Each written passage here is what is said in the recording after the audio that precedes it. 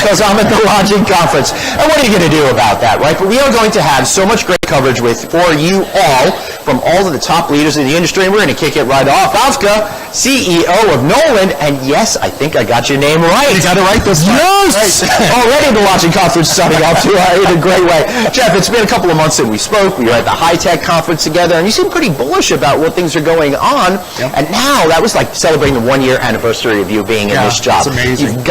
You've figured out the job, because whenever you start as CEO, you need to I'm trying to build you up here, man.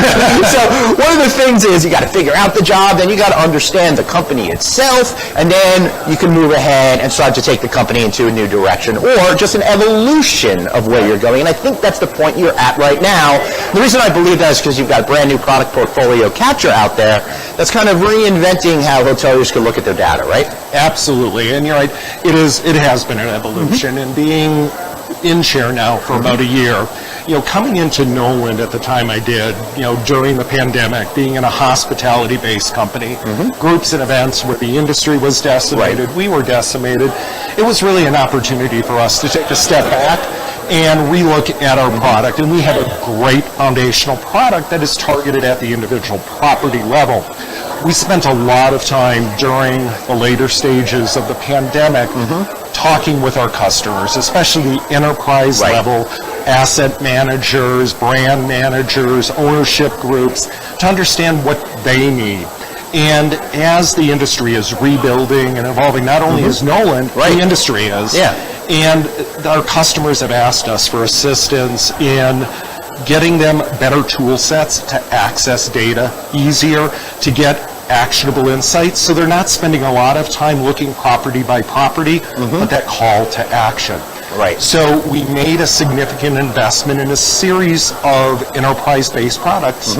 Portfolio Capture is the first one, and it gives the asset manager a view of the entire portfolio instead of having to go property by property. And that's really important as well, because data is only good if you have the right data at the right time to make the right decisions from. And I think one of the incredible things about where we are right now, and with machine learning and all this access to information, is sometimes we don't know what to do with all of that information. It could be, it's almost too much of a good thing, and if you have too much to figure out, you're not going to be able to make those actionable insights. So how does this kind of go through all of the data to provide these asset managers with what they really need to know? So the first thing it does is it brings all of that data, or I should say the important data elements related to how individual properties, or think of it as individual assets, if you're an asset manager, are doing in getting exposure for their property and selling the property. It can see which properties are doing extremely well, and that's identifying best practices to take those best practices and carry them forward. And it also demonstrates where there might be challenges or opportunities to help that new team come along. And that's what we're really seeing. It's a lot of new team and new talent being brought into the industry. Portfolio Capture gives those actionable insights to see how your teams are actually performing in comparison to their competitive sets. Could you just give me an example of a certain type of actionable insight that would be discovered through this product? So you're looking at, number one, performance of an individual, say there's a particular group or a company that you're interested in, is how are the hotels doing in actually capturing and winning that business from that particular company versus going to a competitive set. So you can get down to the individual group, individual company level to see how things are actually performing. So let me ask you about that business then, right? Because we're in a weird position right now. And if you check my interview with AHLA's Chip Rogers that I ran yesterday, you'll see exactly what we're talking about there. So what are you thinking when it comes to that particular issue in terms of helping people build business, and is there business out there to be had right now based on the data that you're seeing with Knowland that tracks, of course, all of these groups? It's exciting. The short answer is absolutely. There's business to be had. It's like we're living in this world of distorted reality. It's so easy to get bogged down and believe with all of the geopolitical and economic issues. The fact is, business is strong to a point where the meetings recovery forecast that we release on a quarterly basis, just last month, we made the decision to actually pull in the recovery. if we look at just August alone, and the August numbers, year over year was 138% growth over last August, which is significant. The other thing that we're really excited about, I like to say the smaller meetings are getting a bit larger. The larger meetings are getting smaller in numbers, but they're also getting distributed. So the volume of meetings is increasing. I like to also point out, when people think meetings and events, they often think of these big behemoth meetings. Such as here at the Lodging Conference, and look at record attendance. It's going to be here. Yeah, or want to come back. CES is probably the biggest example of what you're talking about. Yeah, exactly. But if we go back to 2019 levels, just from a number of meetings, 95% of the meetings had less than 200 participants. That's the meat and potatoes, and that's what we're really excited about, and that is coming back. But it's kind of like, you know, when you look at like the TV industry, a handful of shows get all the attention and all the discussion, but there's hundreds and hundreds and hundreds more, and that's exactly what we're talking about when it comes to the meeting industry. And it's actually, in my opinion, and you'll tell me if I'm wrong, it's probably better for you out there as a hotelier if those giant meetings aren't as giant and are distributed, because then it gives people maybe in different cities an opportunity to take bites out of that business. You're absolutely correct. And what we're also excited to see is some of the smaller hotels on your select or limited service are now starting to pick up meetings and events where typically those rooms were used for soccer moms and breakfast or the weekend breakfast extension. They're getting the benefit of that. Another thing that we're starting to see is as commercial real estate companies are really embracing this hybrid or remote working environment, there's still that need to bring people together. And we're seeing a new line of business emerge that is focused on bringing together teams that don't have a place to come together. Thank you, and forgive me. Told you, I've been talking about this for a year, that as you know, as we reorganize the way we work and live, we're still going to need to meet, and hoteliers might actually be more successful in the future because people aren't going to the office every day, but they have to get together. Have you heard of the concept of a no-work meeting? No, but I'm all on board with that. Exactly. So it's still set up by a corporate a business. In fact, 60% of the business or the groups and events today are still coming from corporations. But what they're saying is we need a way to bring the teams together. I hired somebody a year ago that I'd never met in person. So in order to really function as a team, you need to do those social events. You need to do those collaboration. So let's come together for a work meeting, but we're not going to work. I like that because I'm much more successful when people actually haven't met me than when they do meet me. So I think that's pretty cool. So I think the lesson right now is you have to really rethink about where you're getting those meetings from. Those old rules don't apply today, and there's lots of new opportunity for you to get out there and do it. However, and this I think takes us back to your data that you have out there, a lot of people are new. A lot of people have never done sales, and the people that have done sales haven't necessarily worked in this environment where you had to actually do sales, right? So how does all of this come together to help create more insights that allow people to go out and get those meetings to bring profitability? That is where Knowland comes in. And, you know, we're not your father's Knowland, as the saying is going right now around the office. And really helping the industry learn how to sell. Pre-pandemic, in the good days, back in 2019, it was more order taking. Now you need to teach the industry where to find the business, teach them where to fish. And that's our providing those actionable insights. Interesting. What type of companies, what type of associations are booking the type of business you want to bring, who's actually booking that, so you have this lead generation, those actionable insights. So we oftentimes work in partnership with management companies, franchise groups, as well as the big brands, and help them retool and rebuild using the data to fish better and sell better. Right, and if you're a better fisherman or woman or fisher person or I don't know, fisher they, then you could, then I think what we're really talking about here is when you don't have the staff that you used to have, then you're able to create more pointed opportunities that get people to stop looking over here when there's nothing and over here where there's nothing and focus on the something. Gone other days with large hotels having 10, 12, 15 salespeople.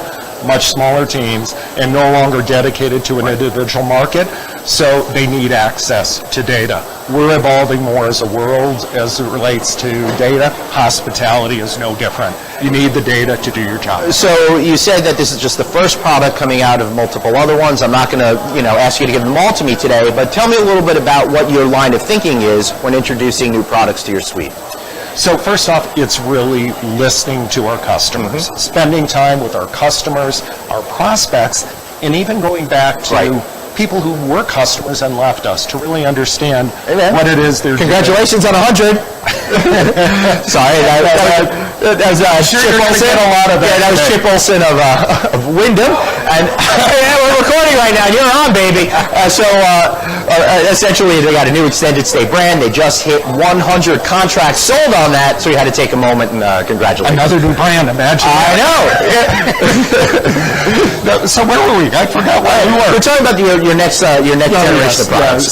But it starts with listening to the customers. We formed a customer advisory board focused at the enterprise level, working with them together. We're designing our systems with our customers and with the end user in mind. And it's all about providing those actionable insights. Right. The next product that will be launched toward the end of this year is competitive set benchmarking.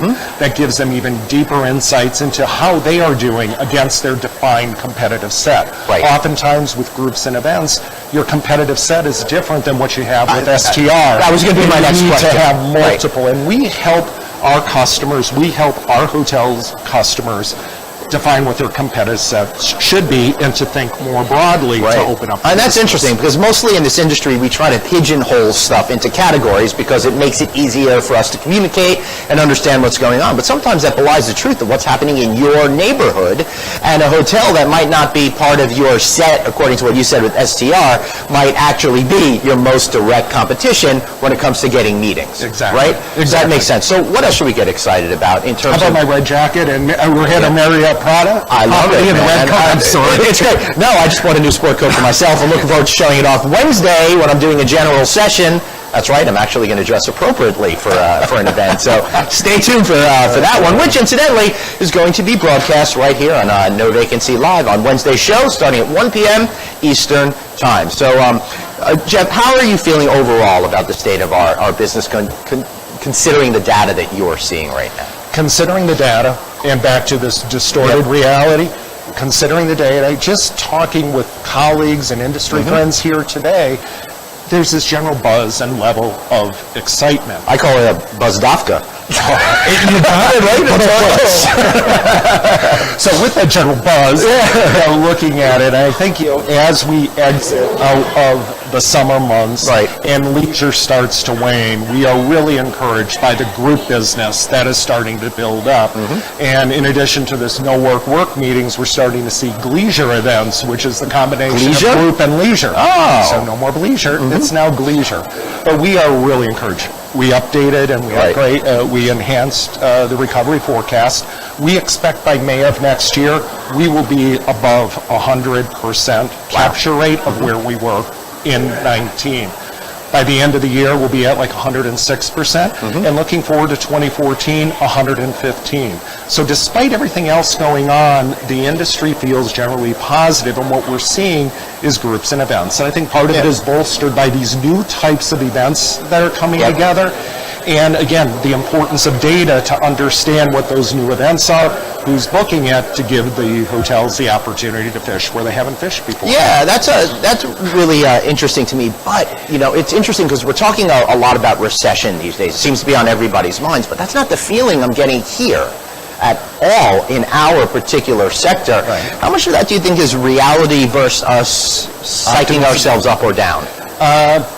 Ask me in a year and I'll tell you the answer to that question. Well, you know what I like to do? I like to make bold predictions, and then nobody's going to come back and look in a year or two, so I always seem like I know what I'm talking about. So the Packers are going to win the Super Bowl? Sure, and so are the Jets. So, okay, I can't even pretend that's real. No, so actually I think there is that level of optimism. We are kind of walking on eggshells.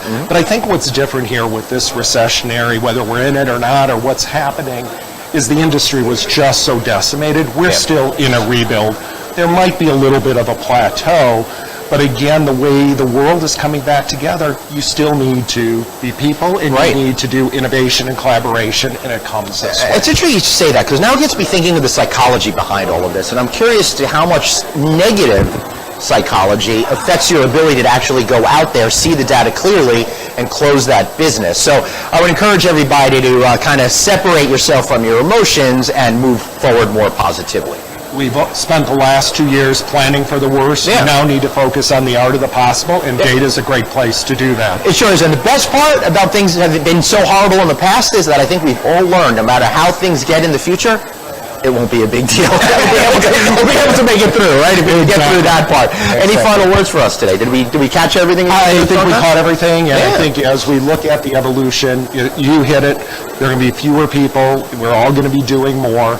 Data helps, and finding that right data and turning that data into actionable insights and relying on partners. And it's not just Knowland. There are other great data partners that are out there that provide data insights into other elements itself. Focus on that top of funnel, and things will come and you work with other organizations that provide you with some great data, right? Absolutely, and that's part of what we were doing in the evolution during the pandemic. It wasn't just waiting for the world to get better.